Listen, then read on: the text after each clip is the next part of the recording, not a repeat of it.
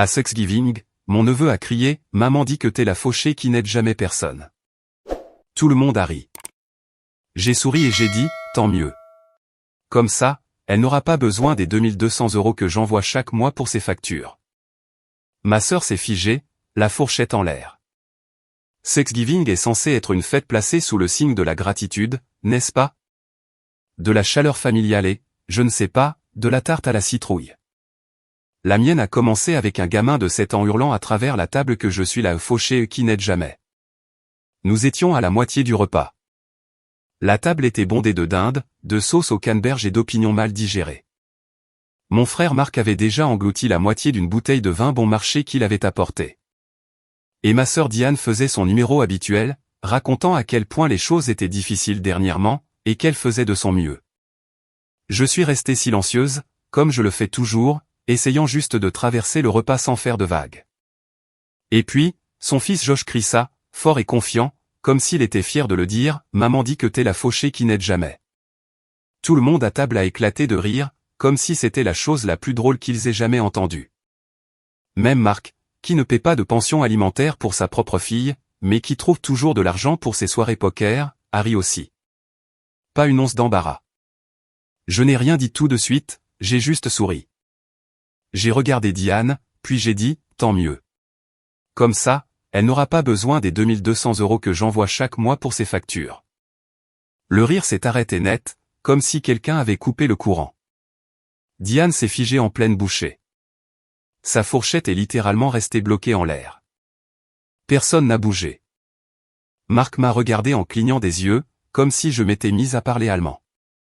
Josh s'est tu, ses yeux faisant la navette entre sa mère et moi, comme s'il n'était pas sûr d'avoir fait une bêtise. Je n'ai attendu aucune réaction.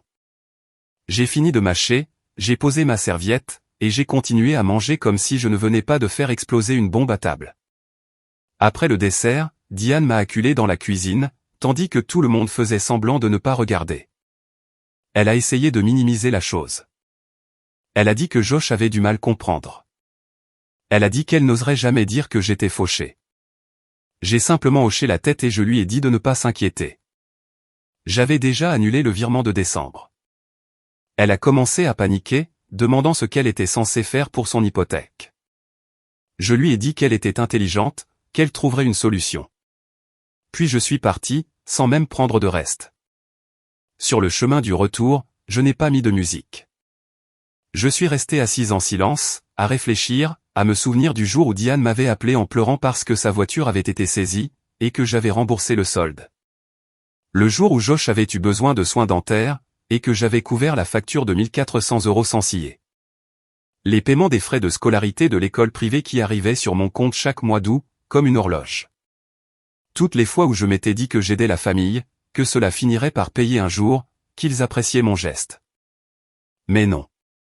Ils me méprisaient ou, pire, ils se moquaient de moi dans mon dos, devant leurs enfants. Je suis rentré chez moi, j'ai versé un verre de vin, j'ai ouvert mon ordinateur portable et j'ai sorti tous les virements bancaires que j'avais faits à Diane depuis 2022. J'ai fait une liste, chaque mois, chaque montant. 76 450 € au total. J'ai fixé ce chiffre pendant un long moment. Puis je l'ai supprimé de mes contacts bancaires et j'ai fermé l'ordinateur. Le truc, c'est que j'avais l'habitude de penser que la gentillesse était quelque chose que l'on donnait sans rien attendre en retour. Je le crois toujours, mais je crois aussi au respect de soi. Et, quelque part en chemin, je les avais laissés confondre les deux. Marc avait encore perdu son boulot il y a quelques mois, le 3e cette année. J'avais payé son loyer 2 fois depuis juin. Il n'avait même pas dit merci, il m'avait juste dit qu'il me rembourserait quand les choses se seraient stabilisées. Elles ne se stabilisaient jamais. Ni pour lui, ni pour Diane. Et là, j'en avais fini de prétendre que ce serait le cas un jour. Thanksgiving fut le dernier jour où je les ai vus en personne, mais les retombées ne faisaient que commencer. Le premier texto est arrivé le lendemain matin. Diane me demandait si j'avais vraiment annulé le virement, suivi de « On peut se parler, s'il te plaît ?» Je n'ai pas répondu. Je l'ai laissé mariner. Je n'étais pas cruel. J'étais juste clair. 3 jours plus tard, Marc a appelé. Il n'appelle jamais. Il envoie généralement juste des textos courts et nécessiteux du style « Et, t'es là, ou t'as une seconde? Cette fois, c'était un vrai appel. Je l'ai laissé aller sur la messagerie. Il a dit qu'il avait entendu dire qu'il y avait eu un malentendu à Thanksgiving, et qu'il espérait que cela n'allait pas affecter la dynamique familiale. C'était sa phrase, dynamique familiale.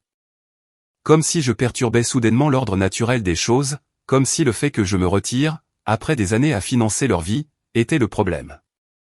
Je n'ai pas répondu à celui-là non plus.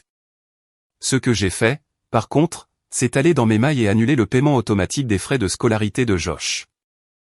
Ce n'était pas par dépit. C'est juste que je n'allais pas continuer à soutenir une structure sur laquelle il ne cessait de cracher. Une semaine plus tard, Diane a envoyé un message plus long. Elle avait parlé à l'école. Les frais de scolarité arrivaient à échéance dans 5 jours. Elle ne les avait pas. Est-ce que je pouvais au moins couvrir ce semestre, et qu'ensuite, il se débrouillerait pour le reste? Elle a dit qu'elle ne voulait pas que Josh souffre à cause d'une mauvaise communication. Mais ce n'était pas une mauvaise communication. C'était un moment de vérité. Un enfant de 7 ans répète ce qu'il entend. Ce genre de choses ne vient pas de nulle part. Et j'ai réalisé, en lisant ce message, qu'elle n'avait toujours pas compris. Elle pensait que j'avais craqué à cause d'une simple remarque pendant un dîner. Elle ne voyait pas les années qui avaient précédé. Alors, j'ai ignoré celui-là aussi. Ensuite, ma mère s'en est mêlée.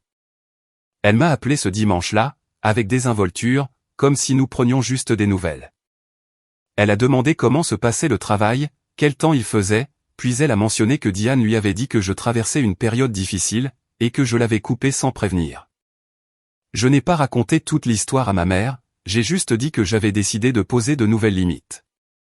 Elle s'est tue, a dit qu'elle comprenait, mais que la famille, c'est la famille. Je lui ai demandé si elle savait que je payais les factures de Diane depuis 3 ans. Elle ne le savait pas. Et ensuite, je lui ai demandé quelque chose que je n'avais même pas réalisé que je voulais savoir, est-ce qu'elle s'était déjà demandé comment Diane gardait sa maison après le divorce, ou comment Marc évitait l'expulsion? Ma mère a dit qu'elle s'imaginait que les choses s'étaient arrangées toutes seules. Il pense toujours que les choses s'arrangent toutes seules, parce que c'est moi qui fais en sorte qu'elles s'arrangent. Au cours du mois suivant, les choses ont commencé à changer. Les textos de Diane sont passés de la supplication à l'agressivité. Elle a dit qu'elle espérait que j'étais heureuse de ruiner l'avenir d'un enfant à cause d'un commentaire stupide au dîner. Marc a commencé à envoyer des avertissements vagues, disant que je tournais le dos à mon sang, et que le karma finirait par me rattraper. Je n'ai répondu à aucun d'eux. En janvier, l'électricité de Diane a été coupée.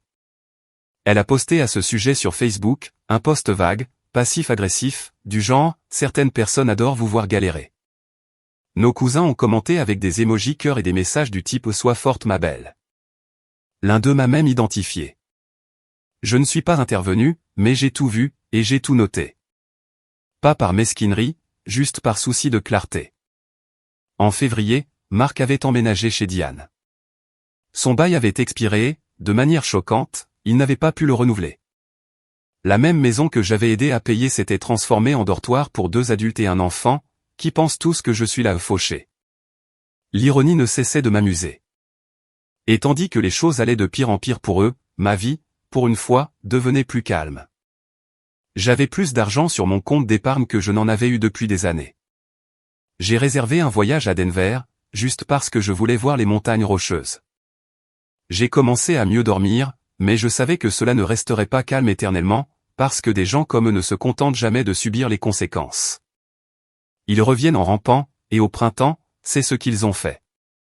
À la mi-mars, ils ont tous les deux recommencé à appeler, Diane et Marc. D'abord séparément, puis ensemble, comme une petite équipe pathétique. Diane a commencé avec un message vocal disant qu'elle était enfin prête à discuter, comme s'il s'agissait d'un bras de fer, et non du lent effondrement de tout son système de soutien. Elle a dit qu'elle avait beaucoup réfléchi, et que peut-être nous avions toutes les deux fait des erreurs. Je n'ai pas répondu. 3 jours plus tard, Marc a envoyé un texto disant qu'il s'inquiétait pour moi. Il a dit que j'avais toujours été si généreuse, et qu'il détestait me voir m'éloigner des personnes qui m'aiment le plus. Même. Celle-là m'a fait rire aux éclats. Je ne me souvenais même plus de la dernière fois où l'un d'eux m'avait demandé comment j'allais sans enchaîner avec une demande d'argent.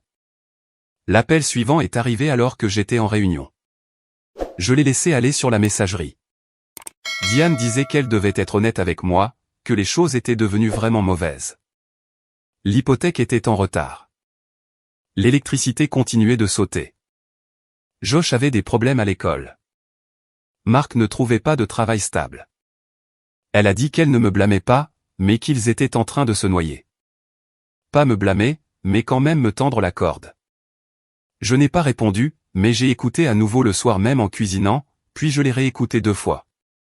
Il y avait quelque chose dans le ton, pas désespéré, pas en colère, juste vaincu. C'était le premier vrai moment d'honnêteté que j'entendais d'elle depuis des années.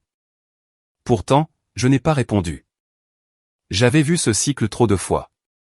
Un moment d'honnêteté, toujours suivi de 2 moments de manipulation. Puis est arrivée la cousine.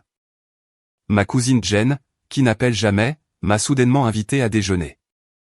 Juste nous deux. Je savais ce que c'était avant même qu'elle n'ouvre la bouche. J'y suis allé quand même. Elle a passé les 20 premières minutes à prétendre que c'était juste une prise de nouvelles normale. Et puis elle a fini par le dire. Diane lui avait tout raconté. Que je les avais coupés froidement. Qu'il galérait. Que Josh se faisait harceler à l'école parce qu'il portait des chaussures bon marché. Que je ne répondais pas aux appels. Je lui ai posé une seule question, est-ce que Diane t'a dit que j'ai payé son hypothèque pendant 3 ans? Elle n'a pas répondu. Elle a juste baissé les yeux vers son verre d'eau, comme si la table était soudainement devenue fascinante. Je lui ai dit que je ne devais d'explication à personne, surtout pas à des gens qui ne venaient vers moi que lorsque les choses devenaient compliquées. Le déjeuner s'est terminé tôt. J'ai payé l'addition, et je n'ai plus jamais eu de nouvelles de Jen. En avril, la maison de Diane a été mise en vente. Pas une annonce propre et tranquille, non, une vente désespérée, en dessous du prix du marché, pour éviter la saisie. Je n'avais pas besoin qu'on me le dise. Je l'ai vu en ligne. Son nom sur l'annonce, les photos du salon que j'avais aidé à décorer pour Noël. Marc, d'après ce que j'ai entendu, vivait encore sur des canapés. Lui et Diane ne se parlaient plus. Ils se blâmaient probablement mutuellement, et ils avaient probablement raison. J'aurais dû ressentir quelque chose, de la tristesse, de la satisfaction, de l'amertume, mais je ressentais surtout du soulagement, parce qu'ils vivaient enfin leur vie, sans que je ne les soutienne. Une cousine m'a bloqué. Une autre a pris contact avec un faux message du type « Je voulais juste prendre de tes nouvelles ». Le bruit courait que j'étais devenue froide. C'était le mot qui circulait dans la famille. Mais voici la vérité, le froid, c'est ce que vous devenez quand votre chaleur est confondue avec de la faiblesse. Ils avaient confondu la mienne pendant des années. Et maintenant qu'elle avait disparu, ils ne savaient plus quoi faire d'eux-mêmes. Ils n'avaient pas encore touché le fond, pas tout à fait, mais ils étaient en chute libre, et je ne les rattrapais plus. En mai, tout s'est tu. Plus de textos, plus d'appels, plus de messagers familiaux gênants. J'ai pensé qu'ils avaient enfin accepté la situation. Puis, une lettre est arrivée. Pas une facture ou une carte, une enveloppe manuscrite avec le nom de Diane dessus. À l'intérieur, un petit mot et une vieille photo. Le mot disait juste, c'était pendant une période plus heureuse. La personne que nous étions me manque. S'il te plaît, lis le verso. La photo datait d'il y a des années. Moi, Diane et le petit Josh dans une piscine en plastique pour chat. Au dos, elle avait écrit, été 2015. Britney rend tout meilleur. Pendant une seconde, le coup a porté. Pas de culpabilité, pas de regret, juste cette douleur de se souvenir de quelqu'un qui essayait, de quelqu'un qui se souciait des autres. Cela avait disparu maintenant. 2 jours plus tard, Marc m'a envoyé une demande Venmo pour 2800 €. Le mot disait, prêt pour une urgence familiale. On remboursera. Je n'ai même pas cligné des yeux. J'ai refusé. Aucune explication. Puis j'ai appris, par quelqu'un au travail, que Marc racontait à tout le monde que j'avais ruiné la vie de Diane. Il disait que j'avais soif de pouvoir et que je les avais coupés parce que j'aimais le contrôle. Alors cette lettre, cette photo, ce n'était pas la paix. C'était un appât. Mais ensuite, quelque chose que je n'avais jamais vu venir. Josh s'est présenté à ma porte. Il était là avec une femme que je ne connaissais pas, une amie de Diane. Elle a dit que Diane l'avait déposée pour le week-end, qu'elle avait besoin d'espace. Josh m'a tendu un dossier rempli de ses dessins d'école. L'un d'eux était une super-héroïne nommée Rescue Woman, portant une cape faite de billets de banque volants. Ça me ressemblait. J'ai appelé Diane. Pas de réponse. Pas de texto. Alors je l'ai laissé rester. Il a dormi sur le canapé comme si rien dans son monde ne s'écroulait. Diane a appelé le lendemain matin. Sa voix sonnait creux. Elle a dit qu'elle pensait que je dirais non, mais qu'elle n'avait personne d'autre. Je n'ai pas dit grand-chose, je lui ai juste dit qu'il allait bien. Ce week-end-là, quelque chose a basculé. J'en avais toujours fini de financer des adultes qui n'avaient jamais appris, mais j'ai vu un enfant qui avait encore de l'espoir en les personnes qui l'entouraient, et je n'allais pas être la prochaine à le laisser tomber. Après ce week-end, Josh est revenu, encore et encore. C'est devenu une habitude. Un week-end sur 2, parfois plus. Diane envoyait des textos vagues comme « Tu es la seule avec qui il est à l'aise en ce moment » ou « Il t'admire vraiment ». Je n'ai répondu à la plupart d'entre eux. Je ne le faisais pas pour elle. Je le faisais parce que Josh était encore un enfant, et je me souvenais de ce que l'on ressentait en étant entouré d'adultes qui ne vous remarquent que quand c'est pratique pour eux. Je lui ai donné une structure, un endroit calme, un dîner qui ne venait pas d'un drive-thru. Quelque part, au milieu de tout ça, j'ai réalisé que j'étais probablement l'adulte le plus stable qu'il connaissait. Puis, en juillet, Diane s'est présentée à ma porte. Elle avait l'air épuisée, comme si la vie lui pesait dessus depuis des mois sans relâche. Elle n'a pas demandé à entrer, elle est juste restée là, et a dit « Il faut que je te dise quelque chose ». Elle avait officiellement perdu la maison. La vente n'avait pas couvert tout le reste, alors elle vivait chez des amis. Josh logeait chez différents copains pendant la semaine. Elle a dit qu'elle essayait de trouver un travail stable, peut-être de suivre des cours du soir. Puis elle a dit quelque chose qui m'a surprise, « Je ne t'ai jamais remercié pour tout, et je n'aurais jamais dû le laisser dire ce qu'il a dit à Thanksgiving. » Je n'ai rien dit.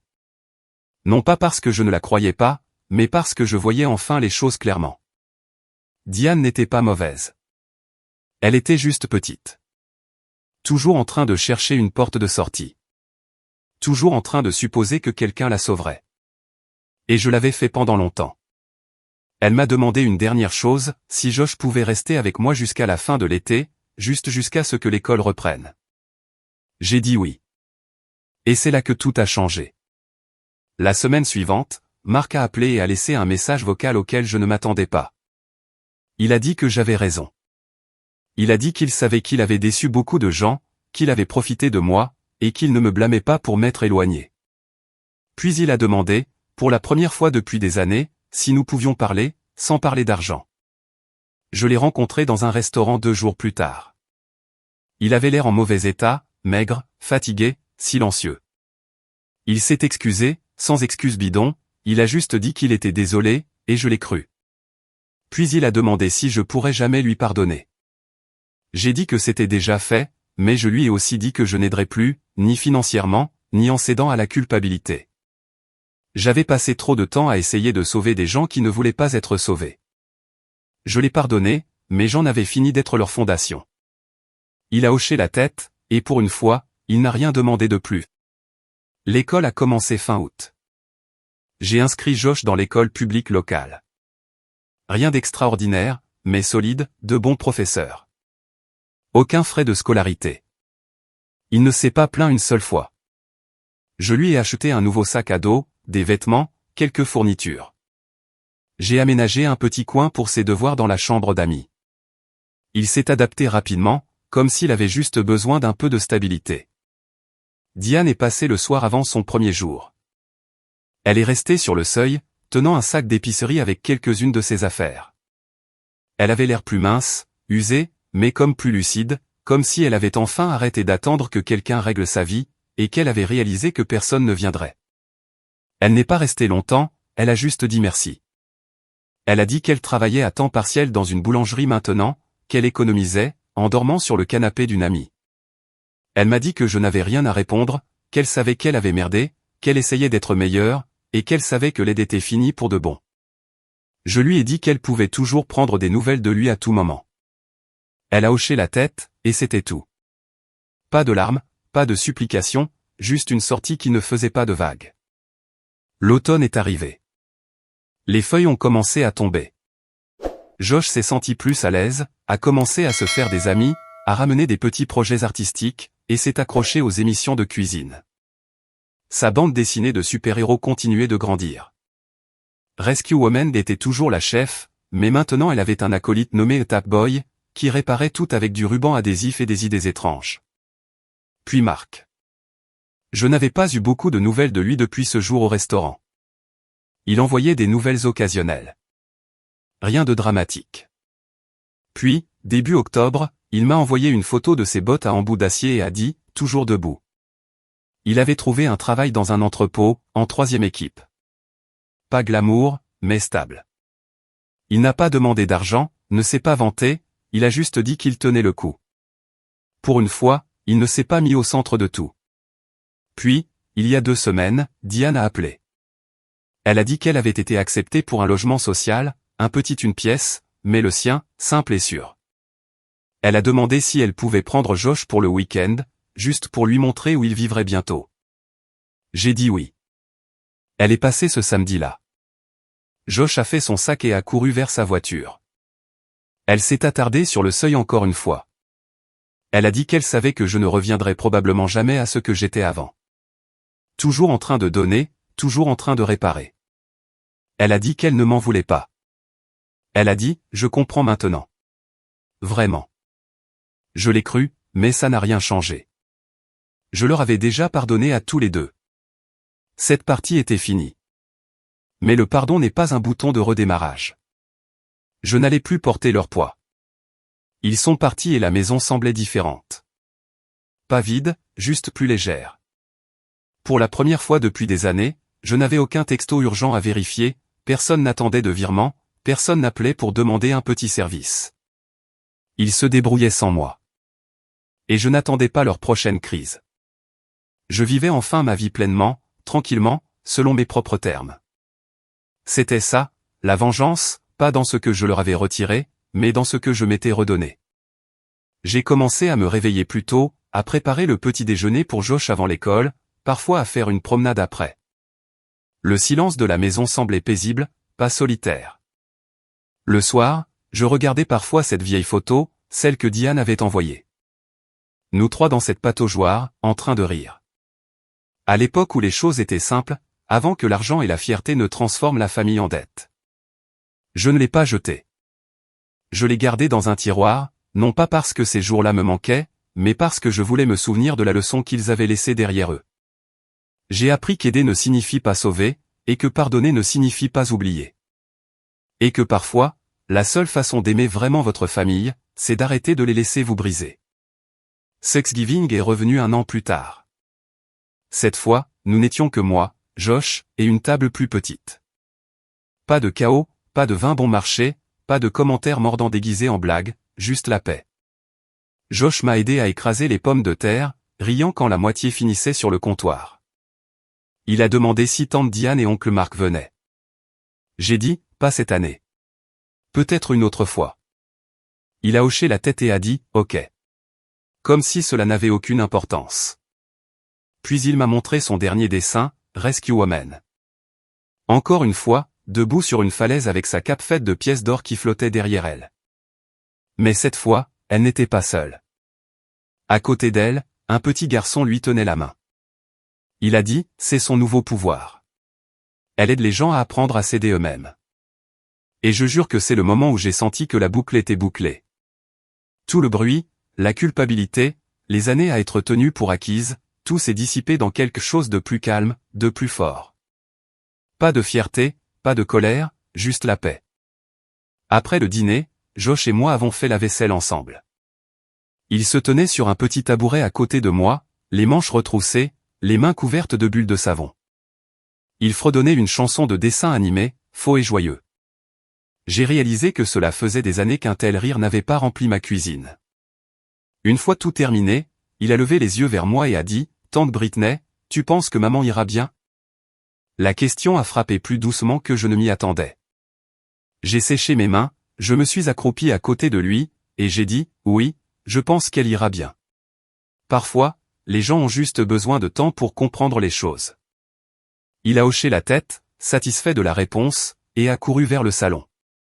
Je suis resté là un moment, le bruit de ses petits pas résonnant dans le couloir, pensant à tout ce qui avait changé et tout ce qui n'avait pas changé. La semaine suivante, Diane m'a envoyé un texto. Elle disait qu'elle avait enfin emménagé dans son appartement. Elle a envoyé une photo d'un tout petit salon avec un canapé d'occasion et une lampe de friperie. Il y avait un emoji avec un sourire doux à la fin de son message. J'ai répondu par « ça a l'air bien ». Félicitations. C'était court, mais c'était suffisant. Marc m'a envoyé un texto quelques jours plus tard aussi. Il a dit qu'il travaillait toujours de nuit et qu'il économisait pour une voiture d'occasion. Il allait au travail à pied tous les jours depuis août. Il a dit que c'était dur, mais qu'il avait l'impression de faire enfin quelque chose de bien. Je lui ai dit que j'étais heureuse de l'entendre. Il a renvoyé un simple emoji pouce levé, et c'était tout. Pas de culpabilité, pas de demande cachée, juste une conversation humaine normale, pour une fois. L'hiver est arrivé tôt cette année-là. La première neige est tombée en novembre, une fine couche qui a recouvert la rue d'une douce lueur blanche. Josh a appuyé ses mains sur la fenêtre, les yeux grands ouverts, et a crié « On peut faire un bonhomme de neige ». Nous nous sommes emmitouflés et nous sommes sortis. Je l'ai regardé rouler des boules de neige plus grosses que lui, en riant tout le temps. Quand il a eu fini, il a planté une carotte tordue pour le nez et a utilisé 2 bouchons de bouteille pour les yeux. C'était ridicule. C'était aussi parfait. Ce soir-là, après qu'il se soit couché, je me suis assise près de la fenêtre avec une couverture et une tasse de thé. J'ai pensé à quel point la vie pouvait être étrange. Que cette même famille qui m'avait autrefois drainé m'avait donné, d'une manière ou d'une autre, cette paix, cette clarté, ce petit morceau de joie dont j'ignorais que j'avais manqué. Je n'étais plus en colère. Pas après Diane, pas après Marc, même pas après moi-même pour avoir laissé tout cela durer si longtemps. La colère s'était consumée et avait laissé quelque chose de plus stable derrière elle, des limites, de la force, de la paix. En décembre, j'ai envoyé une carte de Noël à Diane. Rien d'élaboré, juste une photo de Josh et moi debout près du sapin, souriant. À l'intérieur, j'ai écrit « Tu es la bienvenue pour te joindre à nous l'année prochaine. Prends soin de toi ». Elle a répondu le soir de Noël avec un message simple « Merci. Joyeux Noël ». C'était le premier échange normal que nous avions depuis des années. Marc a appelé ce soir-là aussi, juste pour dire « Joyeux Noël ». Sa voix sonnait fatiguée mais calme, comme celle d'un homme qui avait enfin arrêté de fuir lui-même. J'ai raccroché, je me suis assise près du feu, et j'ai réalisé quelque chose d'important, le pardon avait cessé d'être une faveur que j'accordais aux autres. Il était devenu un cadeau que je me faisais à moi-même. Le lendemain matin, Josh a déchiré ses cadeaux avec cette énergie que seuls les enfants ont le jour de Noël. Parmi le papier d'emballage et les rubans, il y avait une boîte que je n'avais pas vue avant, une petite avec mon nom écrit en écriture d'enfant. À l'intérieur, une carte dessinée à la main, Rescue Woman et Tap Boy se tenant la main sous un grand soleil jaune. Il s'était dessiné en train de sourire avec une légende qui disait « Merci d'avoir réparé les choses sans réparer tout le monde ». J'ai ri et pleuré en même temps. Ce gamin comprenait, d'une manière ou d'une autre, ce que les adultes ne comprenaient jamais. Dans quelques années, peut-être qu'il ne se souviendra pas de chaque détail. Peut-être qu'il ne se souviendra pas des dîners gênants, des silences tendus, ou du chaos qui nous suivait. Mais peut-être qu'il se souviendra de ce qu'est la paix. Peut-être qu'il se souviendra que l'amour n'est pas toujours bruyant ou compliqué. Parfois, c'est juste constant. En janvier, Diane a appelé pour me dire qu'elle avait obtenu un emploi à temps plein à la boulangerie. Elle sonnait fière, comme si elle se tenait enfin sur ses propres pieds. Elle a dit que Josh passait tous les week-ends avec elle maintenant, l'aidant à faire des biscuits pour les clients. Il y a eu un silence avant qu'elle ne dise « Merci de t'être occupé de lui ». Quand je ne pouvais pas, j'ai souri et j'ai dit « Tu ne me dois pas de remerciements. Continue simplement d'avancer ». Elle a dit qu'elle le ferait. En février, Marc a envoyé une photo de son nouvel appartement. Rien d'extraordinaire, des murs nus, une chaise pliante, un matelas au sol, mais c'était le sien. Il a dit qu'il était sobre depuis 90 jours. Il ne s'en est pas vanté, n'a pas demandé d'éloge, il a juste dit « Ça fait du bien de recommencer à zéro ». Et c'est là que j'ai su qu'ils avaient tous les deux appris ce que je n'avais pas pu leur enseigner pendant toutes ces années, personne ne viendra vous sauver. Vous devez d'abord vous tenir sur vos propres pieds. Au printemps, tout s'était stabilisé. Diane passait de temps en temps voir Josh, apportant parfois une boîte de pâtisserie de sa boulangerie. Marc est passé une fois, m'a aidé à réparer un robinet qui fuyait. Ce n'était pas gênant. Ce n'était pas tendu. C'était juste simple, humain. Nous n'avons pas parlé d'argent, du passé, ou de qui devait quoi à qui. Nous avons parlé du nouveau projet artistique de Josh, de la météo, du quartier. C'était suffisant. Cet été-là, j'ai emmené Josh en voyage à Denver, celui que j'avais prévu il y a des années, mais que je n'avais jamais fait. Nous avons fait de la randonnée. Les Rocheuses respiraient un air qui ressemblait à de la liberté. Il est resté debout au sommet, les bras grands ouverts, criant dans le vent, j'ai l'impression d'être un super-héros. J'ai ri et j'ai dit, tu en es un, en quelque sorte. Il a souri et a dit, non, toi, tu le es. Je ne l'ai pas corrigé. Nous sommes restés là un moment, les montagnes s'étendant à l'infini devant nous.